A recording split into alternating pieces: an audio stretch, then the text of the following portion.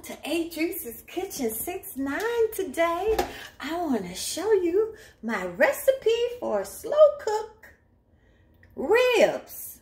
I just got one rib in there and a couple rib tips. Look how the juices are and just falling off the bone, y'all. Yes.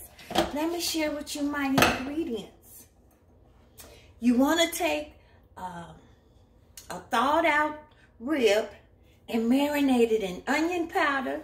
And of course, some of our Sneevies love that barbecue spice, y'all. Yes. And in a bowl, you're going to put a tablespoon of molasses, tablespoon of worcestershire sauce, 2 tablespoons garlic, tablespoon of squeezed ginger, 2 tablespoons of chili, and a teaspoon of lemonade. Fresh lemon juice. I play with my recipes. I had this jar of cherry butter that I wasn't doing anything with. And I thought it would make a good seasoning for that slow cooked rib. So I used about half of this jar. You put all those seasonings in a bowl. Then you put your rib in the slow cooker here, right?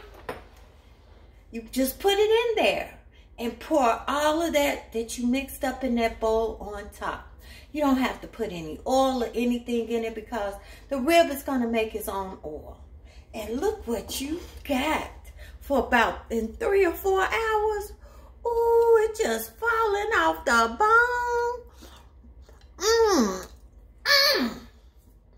Ooh, yummy, yummy, scrumptious, right? Now, if you would like any of our homemade products, go to sunmoonproducts.com where you can find you some. Sneevies love that barbecue spice. I'm going to have mine a little bit with a love that 6-9 wine a little later. But that's my recipe for slow cooker ribs. Enjoy. Play with your recipes.